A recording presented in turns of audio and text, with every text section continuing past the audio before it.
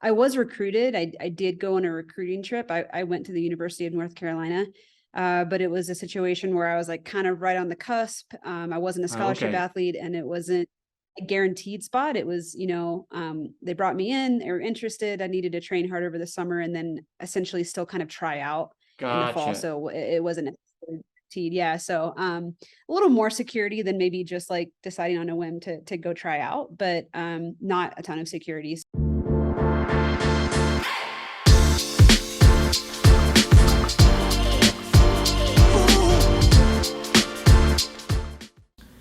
Did you know that we each lose a different amount of electrolytes in our sweat, largely based on our genetics? That means that there's no one size fits all perfect sports drink for everybody because we each have unique needs. That's why we at Solpre developed the Sync Hydration System, a series of sports drinks to help match you with the personal level of electrolytes that you need.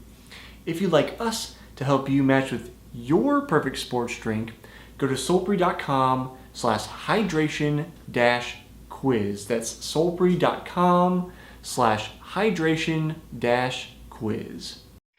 Welcome to the Smart Athlete Podcast. I'm your host, Jesse Funk. My guest today is currently a trail ultra runner for Nike Trail. She has 3 USATF National Championships under her belt. She has her master's degree in sport and performance psychology. Currently is a mental performance consultant at Stride Mental Performance. She's the author of Mental Training for Ultrarunning. You can find her on Instagram or Twitter at Addie Bracy. Welcome to the show, Addie Bracy. Yeah. Thanks for having me.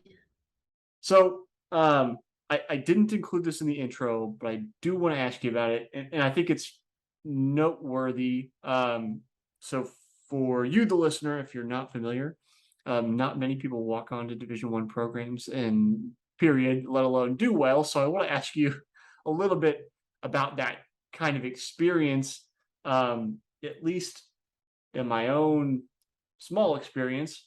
Often Division I athletes are recruited. They don't just pop out of the woodwork to come onto the team. So can you talk a little bit about, I guess, why you decided to come out, how the experience went, how that part of your story kind of unfolded? Sure. Yeah. I guess it was kind of a unique experience where I was recruited. I did go on a recruiting trip. I went to the University of North Carolina, but it was a situation where I was like kind of right on the cusp. I wasn't a Oh, scholarship okay. athlete, and it wasn't a guaranteed spot. It was, they brought me in, they were interested. I needed to train hard over the summer and then essentially still kind of try out in the fall. Gotcha. So it wasn't necessarily guaranteed. Yeah. So a little more security than maybe just like deciding on a whim to go try out, but not a ton of security. So um, for me, it was motivating, and I guess I'm always an athlete that's just like identified with being a really hard worker and not necessarily just seriously naturally talented. So I kind of felt like I had a good shot if I worked hard over the summer and had a good showing in the fall, and I did. And yeah, then from there just kind of progressed in my performances throughout my time at the university, and eventually was, a team captain and school record holder and that kind of thing. But definitely did not start that way. I in some ways I kind of sympathize with college coaches. I, to a much lesser degree, kind of had an experience. I can relate to yours in that, like, I went to this pretty competitive D2 school, or I didn't go there, but I talked to the coach and kind of visited campus and all these kind of things. Very competitive distance program, and basically I wasn't even close to fast enough for him to be interested in me. And then so I went to a different school, but we still raced against the school. And because I, like you, worked very hard, I was easily could have been on his varsity team without any problem. So it's like on the one hand, like like had this like personal grudge and felt slighted, but at the same time, like how do what do coaches have to go on to judge, like, is this going to be a good fit for my team? Are they going to, are they actually going to develop into anything, and have potential? So given your work, in kind of trying to dig deeper into the nitty gritty of what's going on with the brain in athletes, is there anything you look for when you go like, this person's not living up to their potential, and I can see why and what we need to tweak. Oh yeah, for sure. And I totally agree with you. It's kind of hard to predict one or where the other. You also see a lot of the other side of athletes coming in with maybe stellar high school resumes that don't end up performing as well. I guess when I look at that, sometimes I look at where an athlete, I work with a lot of high school athletes. I look at what kind of environment are they currently training in, and then what is their goal if it is to compete in college. It's not necessarily just runners.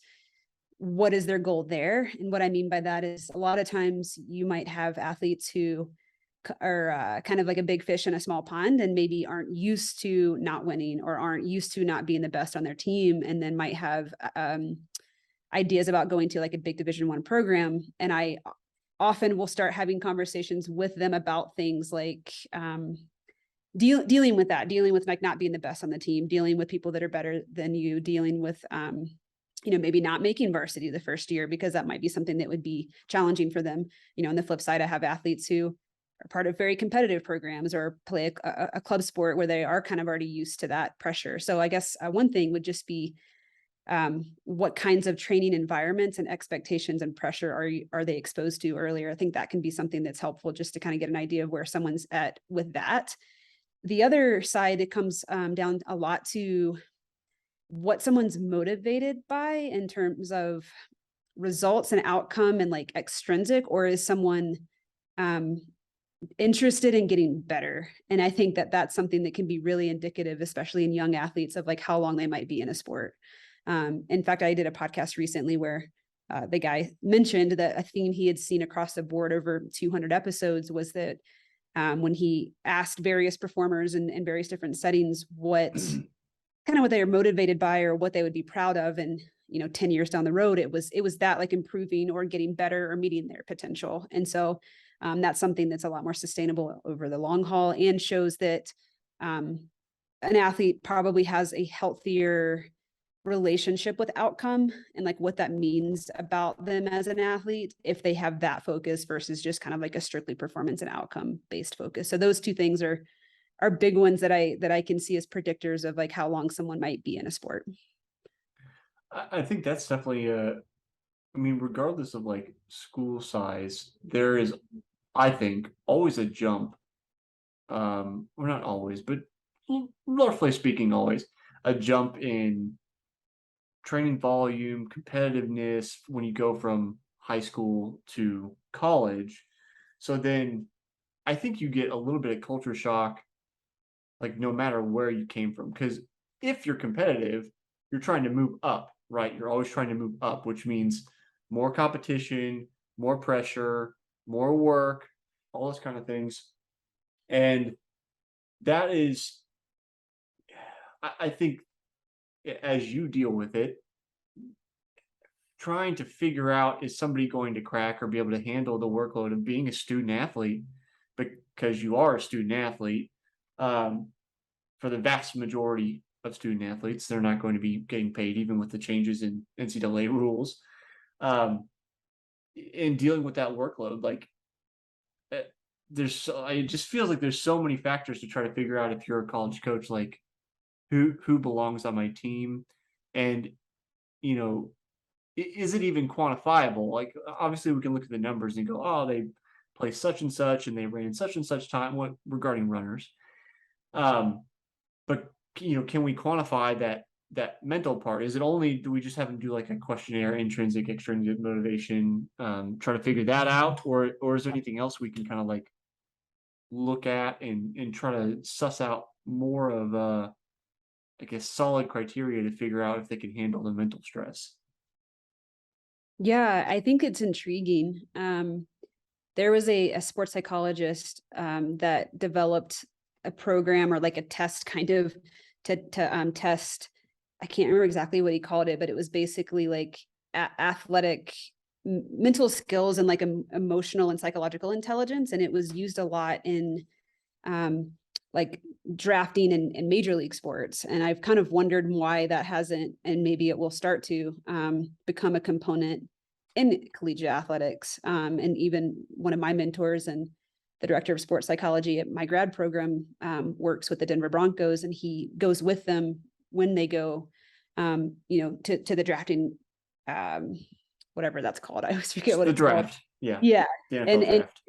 it is like involved in those conversations, and then gives his feedback or input on like where he thinks that person is with their mental and psychological skills in addition to their physical skill set. And I think there's definitely, room for that in collegiate athletics, for a number of reasons, not only because you're trying to have the best team, but also, if you can see where someone's at and then also see maybe where there's deficits, like just to have student athletes have a healthier collegiate experience, because a lot of people don't, because they are treated just as kind of like their outcome and numbers.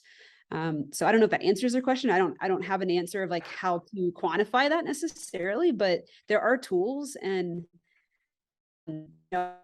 was the equation not only but in development, like while an athlete is in a program, just like you go from high school to college and all of a sudden, I had a nutritionist and an athletic trainer and a strength coach and an advisor and like all these tools.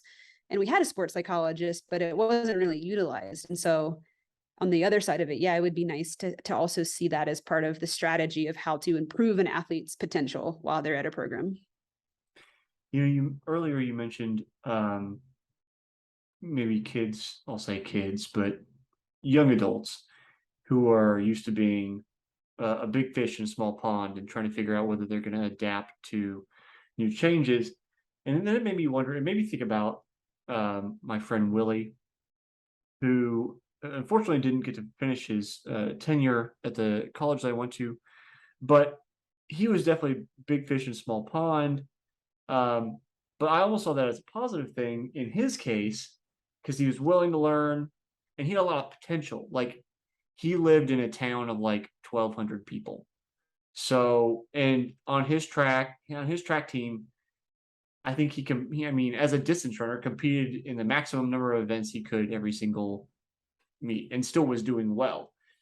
So it was like, I think we saw him as, um, he has a lot of like physical gifts that haven't necessarily been brought to the fore yet by like concentrating him down into, where he belongs, his like whatever he's most adept at.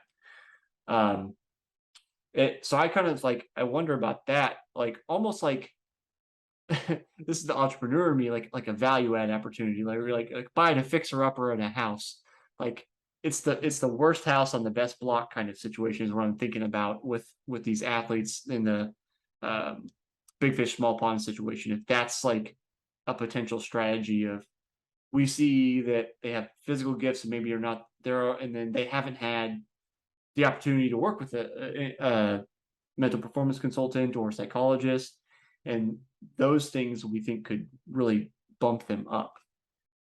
Okay, so we're back from a little bit of a technical issue, so I'm not exactly sure where we end up having to cut, but I was asking Addie about um, her big fish, small pond scenario, where I see it almost as like potentially an opportunity for college coaches. I saw a story about my friend Willie who grew up in a small town, did all kinds of events for his track meet or for his track team. He was in a town of like 1,200. Came to college, kind of like worked him down into more specifically what he was good at, and he really excelled.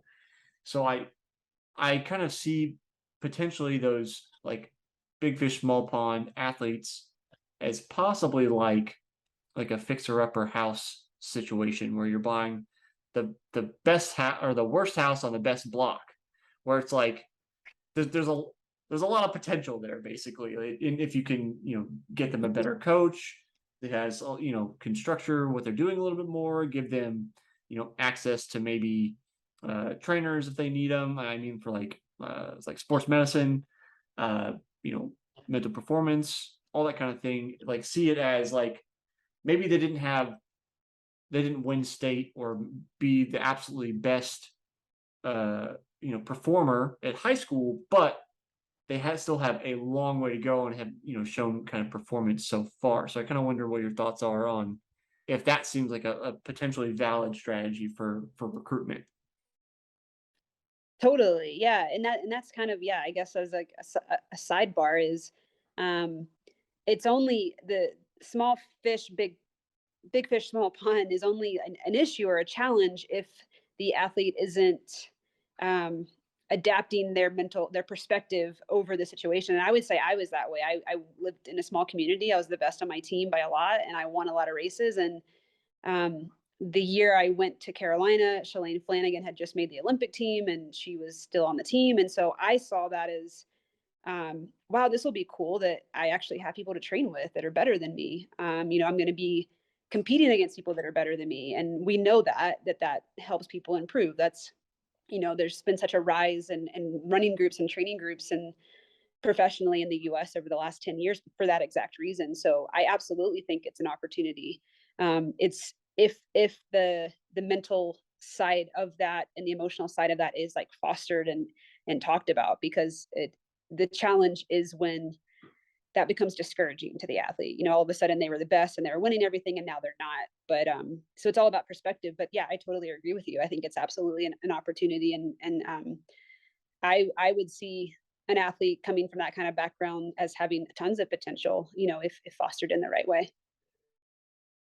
So I want to back up a little bit because you were talking about earlier that you work a lot or with a lot of high school athletes, even though you worked with athletes at a variety of levels and performances. So I guess I want to ask about what it is that you do, and maybe how you kind of found yourself in that avenue. Yeah, the way I got into sports, like working in sports psychology and mental performance, is that have spent. I mean, I'm just turned 36. I've been training and competing at a high level, I would say, since high school. I was taking it pretty serious even then, and over that time had just recognized, probably my early 30s, how big of a piece of the pie the mental piece was, and how that was the piece I spent the least amount of time on. And it also seems like that was the hardest resource to find. When I did realize that and realize, like, wow, this is like probably my biggest weakness or my biggest deficit, and I'm having a hard time finding someone to help me. At the time I was coaching, and I do still coach, but I had done some college coaching, some high school coaching, some post collegiate coaching, and kind of felt like I was a pretty good coach. But there were so many really great coaches, and there weren't a lot of people that I felt like were providing this resource in a way that was accessible. So that's kind of what led me on this track. And then the way I work with athletes and um, yeah, of all different levels and ages is it's, you don't really have to, when you have a conversation, and like most athletes would agree that the psychological side is huge, but it's called mental training, for a reason. It's not like you just have it. Yeah, of course you develop some mental skills, as a byproduct of doing hard things and doing certain training and existing in a certain program. But to have intention and to have like direction over the skills you're trying to develop, and realizing like where the blind spots are, is huge. I think it's kind of everything. It's the thing that brings all the other pieces together. If you're doing all the other things, that's kind of like the glue that holds it all together and lets you actually perform. So just like any, I guess the way I describe my job sometimes is like as a PT for the brain, in the sense that if there's a symptom showing up, there's probably like a core reason. So if the symptom is someone's choking at really high pressure situations, there's probably a reason. If someone is struggling with like motivation, there's probably a reason. And so we kind of look at the symptom and then figure out like maybe what the core issue is, the same you would like my knees hurting, but the issue is like my glutes are weak. And so then we start working on that thing, and we have literal tools, exercises that we're implementing into training to like develop this mental skill, so that this new way of thinking about things or reacting to things or focus or attention becomes like the new pattern, just like PT exercises. You're trying to like correct a faulty pattern. So it's very similar. And I think of it as a pretty literal, tangible skill development, just like any other part of training. It makes you wonder about, so generally speaking, when you now I know things change in actual PT um, all the time, or have over the years, but when you think about like what you're doing and just the field of psychology, like it's still very young as compared to say like physical medicine. So I kind of wonder about like, you're talking about identifying the core issue and then working backwards from there to how do we resolve it and implement new tools, new skills. Are you using methodologies developed by somebody? Are you like developing your own methodologies? How does that practice kind of unfold for you? Kind of both. Yeah, there's definitely a combination of there's just general psychology and human behavior and like really just knowing how the brain works. So a lot of the theories and methodologies are that of typical counseling and yeah, just understanding the relationship between thoughts and behaviors. And that's kind of like the core tenet, I guess. A lot of it, I work with athletes in a lot of different sports, but with my background, there's definitely a lot of my own theories I've kind of developed in terms of what's most important within the realm of like, let's say distance running specifically, just because I think it's a pretty unique sport, especially trail and ultra running. So some of that is just my own experience and what I've seen over decades of being an athlete and a coach. But I would say a lot of it, yeah, it revolves around just the research and what we know about how the brain works.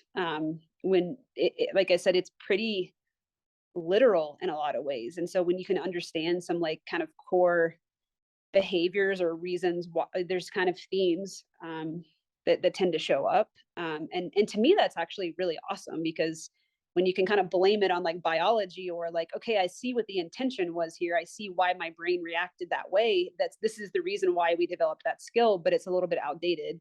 So let me like implement this new, more desired reaction or thought process. So kind of a combination of things, I would say, like biology, psychology, human behavior, and then just experience. So if you don't mind, trying to get to like maybe a tangible work through. So like say I come to you and we'll just go, I'll just say, Addie, I just have a lot of real negative mental self-talk where I just tell myself that I suck and I'm not good and all these things. Where do you start with me in that kind of process of trying to break down what's going on inside my brain and get it where it's operating more efficiently? Yeah. So, I mean, self talk's a huge one for sure. I would want to understand kind of like relationship with outcome and performance and results. A lot of times when we have unproductive like thought, like self talk or thought patterns, it comes from um, there's like a lack of belief for some reason, and we're usually almost like talking ourselves out of it before, like self sabotaging.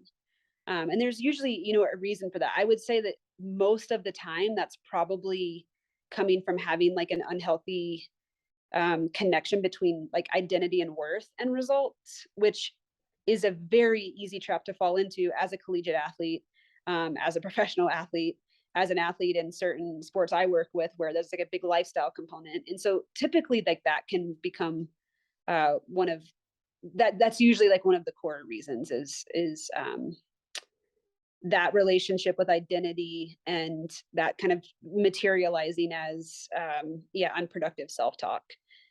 So the first step in terms of like foundationally, you would want to work on relationship with sport. You would want to work on recognizing you're a whole person, and kind of fostering those other pieces, but as like a more maybe narrow approach or skill set would be to work on self-talk. And sometimes it would be really dependent on the specific situation, but sometimes that means working on self-talk, but sometimes that means redirecting focus and attention somewhere else so that the self-talk kind of isn't even an issue. So there's, yeah, the way I look at it is usually there's a big picture of like, okay, where's this coming from? What's the core thing we really need to work on? But also like, here's the symptom that we also kind of have to take care of.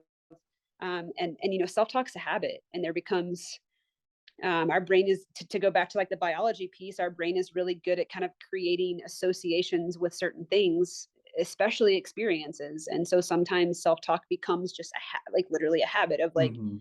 this experience mixed with this emotion that I'm like feeling leads me to feel this way about myself, or say this, talk to myself in this way. And that's like an association that can be changed, but it just takes kind of intention and self-awareness.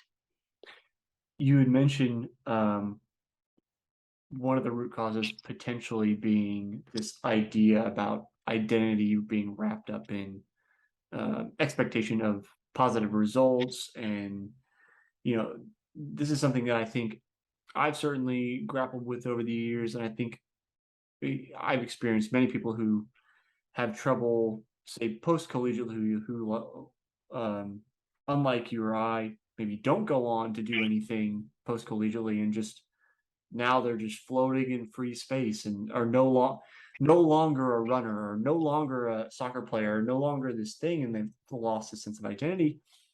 It makes me think about when I spoke with Kim Vandenberg. It was back in episode 97. She's a Olympics bronze medal swimmer from 2008. She talks about when she's coaching young kids, even no matter how ambitious they are, she says, well, you need something else. Like, she plays the piano. I think she does other stuff too, but that was one thing that she mentioned, because she had a piano in the background when I talked to her. That's kind of her methodology for like trying to help foster that sense of whole identity versus like, this is my one thing and I'm only this thing, and if I'm not good at it, then I'm not worth anything. What do you have a method or a suggestion for decoupling that, this is who I am versus this is what I do? Yeah.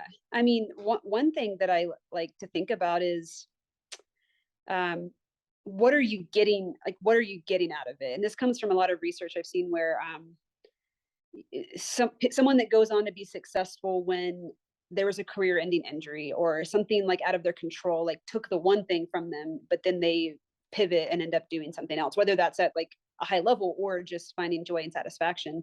And one of the ways that people do that is like, what is it that makes this thing something that's so important to you? And the piano is a great example, because I would imagine there's like some flow that's experienced in both swimming and playing the piano. There's measurable improvement. There's probably the um, like independent factor, that they're both pretty individual. There's probably a lot of different similarities between the two that makes them similarly fulfilling. And so that's something, I'm nearing retirement from running, and I've started trying to build that foundation for myself. And so for me, as an example, is what I get from my sport that I hope to recreate and continue to find in other places is connection, doing hard things, being outside, being in nature, a lot of different things that could be also fulfilled with mountain biking or skiing or, other things that aren't running. And so that's where I would start. I think sometimes we don't have that much intention behind it, or we don't try and replicate, when actually there's probably a lot of things that might not be as satisfying, but could be pretty close. And I think that's one way to kind of fill that void, or at least have some support around it.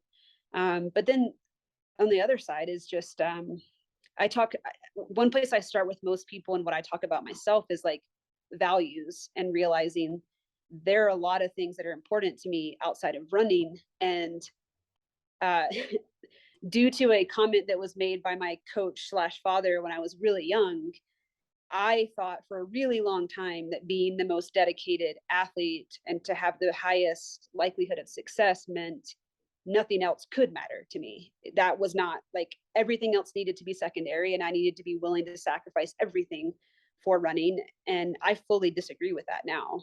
So, a lot of times it's just perspective, and seeing it's also important to me to spend time with friends. It's also important to me to be a good family member. My job is important to me. And so when you can also look at it as a whole, you're not just trying to replicate what you're getting from your performance. You're also seeing that there's other dimensions that are worth investing in. And what's really cool is that when you do, to use your word, decouple the identity from the performance, and you do take all the pressure, not all of it, but take some of the pressure and expectations, when you put everything into that one thing, there's also this side, I guess, side effect of then expecting that to give everything back to you. And that doesn't always happen. And so when people have a more balanced, holistic approach and identity, they're willing to take more risks. They're willing to, put themselves out there in the performance setting, because if it falls short, then the whole world doesn't crumble. And that's something I've really seen in myself the last 5 or 6 years. Well, so it kind of, I mean, stumble over my words here, but so nobody gets away from father time, so to speak. Like, we all have a shelf life as athletes. Now we can continue competing, but just there's at some point a peak and then a decline.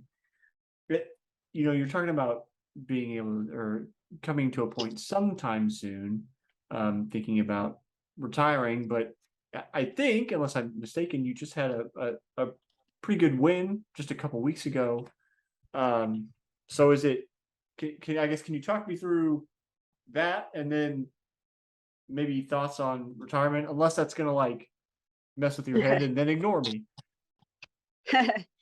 No, I think I don't know. I guess there's a couple of different answers to that question. One is I am still winning races, but I also am still declining. I Right. have changed my events, and I'm in a domain now where I do think that you can have more longevity than maybe on the track or the road. Yeah. I hit that point already where I started to get slower and not faster. Um, I think a lot of it is just the only way.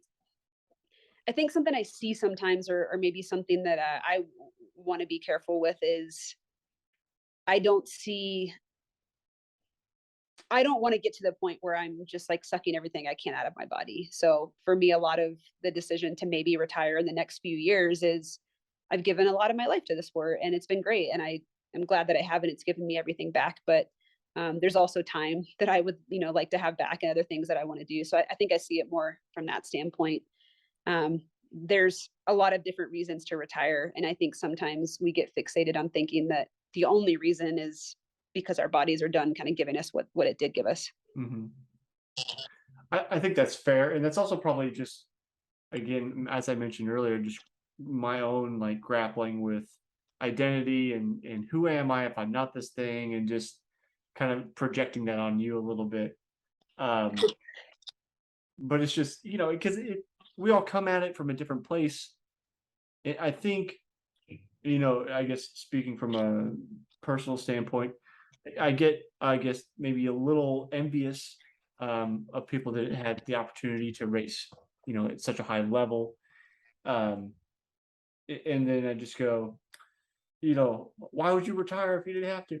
It's this like weird situation, um, where it's like I both understand that there is more to life, yet also like have this kind of, to me it feels like unfinished business, but it is finished, whether it's I feel like it's unfinished or not. Um, of that kind of alternate life that I imagined for myself at one point in time. So just, interesting mind games that I kind of play with myself, I guess. Yeah, I mean, and it would be. I think that one reason why I do have this perspective, though, is my entire professional life outside of my life as an athlete has still um, come to fruition and has been impacted a lot by my life as an athlete. Meaning Hmm. that, like, I'm not someone that's quitting the sport and then going into like investment banking or something. My Right. whole. So I think because of that, it's more like I don't see myself stepping away from the sport so much as just changing my role in it, and I think that's made it easier too. And I'm fortunate in that sense that I will always be involved in the sport at a really intense level, and my role is starting to change. But I think I would have a harder time if it was like I had to stop and then to walk away and like start something totally different. Yeah, I think that's fair.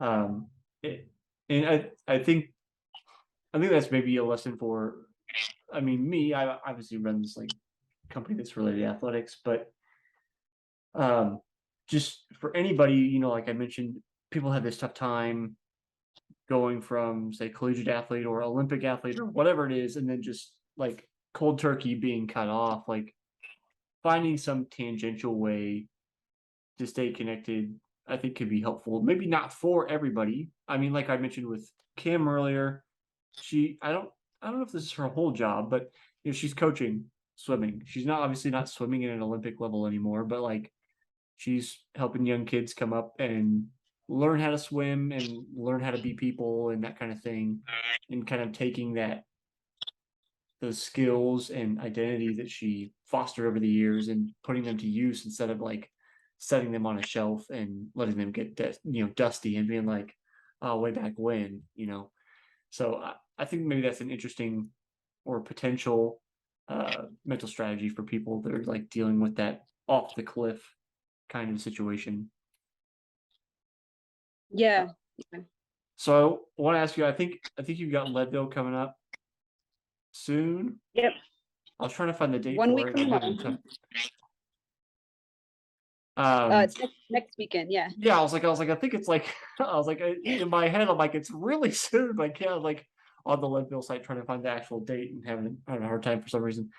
Um, so one of the things I don't know because I've never gotten into ultras, even though I seem to talk to a lot of um, pro ultra runners. It do you guys do a big taper leading up to the race? Like, I mean, I know I would, expecting going in 5,000, 10,000, you're trying to peak in those fast, aggressive things. Pretty big taper, intensity stays high, but then your mileage really drops.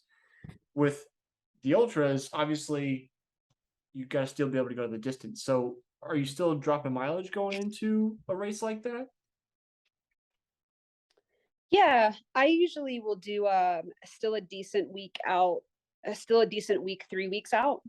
And usually 3 weeks out, I'll do like my biggest volume weekend or one of. And then still like a decent weekend 2 weeks out. And then the week of, yeah, maybe not similar to track and that kind of thing, as I won't do much at all, like the 4 days before. Um, so it's a little bit different, but it's also like the physical demands are different. You're not needing to be like super sharp and on point. So yeah, I think some people probably back off more than I do. I kind of do like decent training and then a hard drop rather than like a long taper. What I think is interesting, like kind of like just the dichotomy, because I'm more familiar with that short, sharp taper where you gotta be able to crank the gears pretty high and hard and be fresh for that, versus like like taking off 4 days before, say, a championship meet to run a 5,000. I I could see if somebody like got a cold or something and needed to get well, okay, but like that was almost like blasphemy, I think, for most people to think about in that situation. Um, so is it just a matter of going like, uh, and I don't know how far this phrase goes, but we ought to say the haze in the barn when the work was done. Is it just going, I've got my base. That's really all I need, and then I need fresh legs, and that's it for you. Is that the strategy? Pretty much. Yeah, it's interesting. I've kind of I'm self-coached and I obviously ran on the track for many years at a pretty decent level. And I've played with different ways of training for 100 milers and then also like the few weeks leading up to it. And there were times when I still would do faster workouts, for the duration of the training program and then even up to like the week of or the week before, just like I would when I was training for the 10K or something.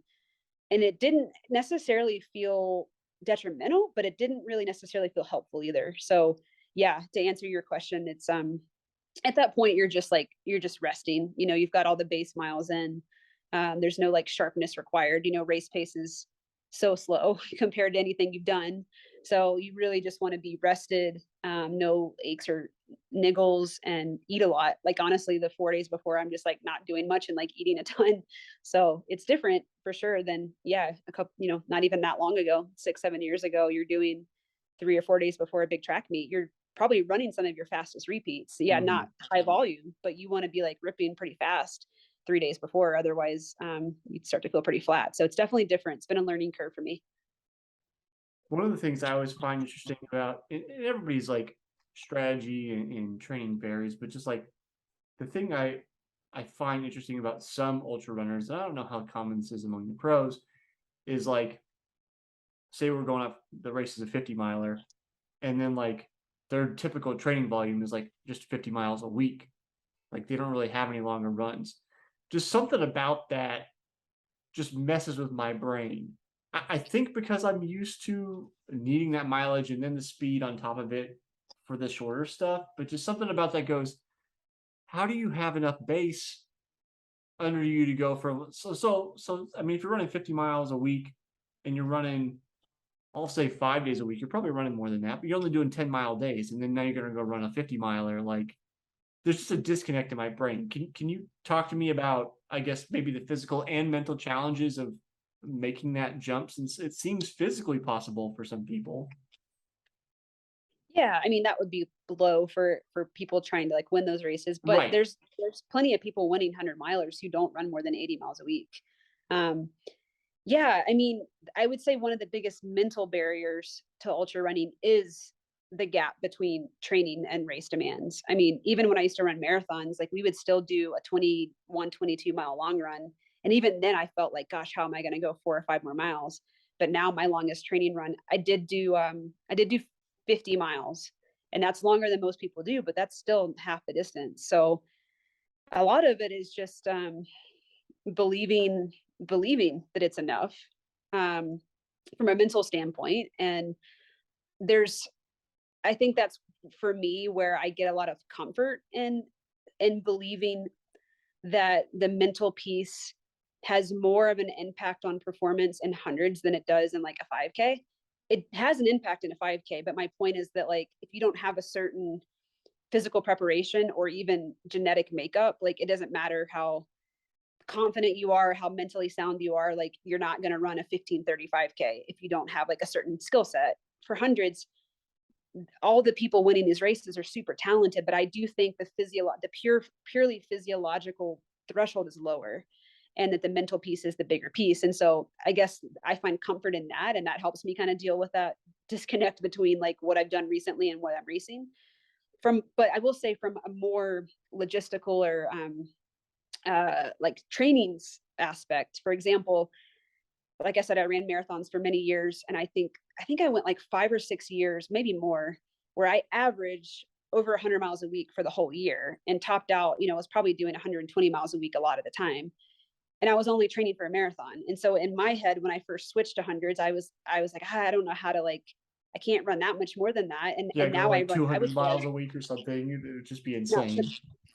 right. And so this recent buildup, I think my highest week was 107 miles, which pure mileage is not that much. It is a lot, but for someone that's been doing it for 10 years, I'm like, that's not a ton. But the difference is, I was doing it at 10,000 feet, and then with trail and ultra running, it's on trails. And so what I've started to look at instead is training time. And so yeah, I ran 107 miles, but with, let's say, 18,000 feet of elevation gain. And so then when you look at time, I'm like, well, I ran 20 hours that week, and if you do kind of the math on that, that would be 135 miles. So I guess what I'm saying is trail and ultra runners aren't as wrapped up in just that one variable of mileage as much as I was when I was a road runner, a track runner. And as much as there's a lot of other variables that make that like actually more impressive than it sounds. So there's kind of two answers for you of how like I reconcile that in my own head. Yeah, no worries. Um, so as we're winding down on time, um, listeners of the show, for you that's listening, know this, but I ask a single question each season of the show to all my guests. For you, it's very poignant because it just happened, and I'm hoping you've got a good answer. But this season's question is, how do you celebrate your wins? Oh, good question. Um, well, the most recent one was hard because it felt like it was like not the Not big the dance. one. Yeah, so I'm not ready to celebrate yet. Maybe ask me in 2 weeks. Okay. Um, um, gosh, I guess from a literal standpoint, I mean, my sport requires a lot of support, and so a lot of it is literally celebrating with the people that helped me get here and the ones that will help me throughout the day. But um, I don't know. I think I feel like sometimes I celebrate the wins by remembering the lows. Like wow, the wins are few and far between at this point, and so sometimes I like to kind of reflect and be like, wow, this was 2 or 3 or 4 years in the making. So yeah, kind of taking some reflection time to think about like where I came from to get there, and then just some good old fashioned celebrating too, and hanging out with people and just like feeling how good it feels, because it passes quickly too.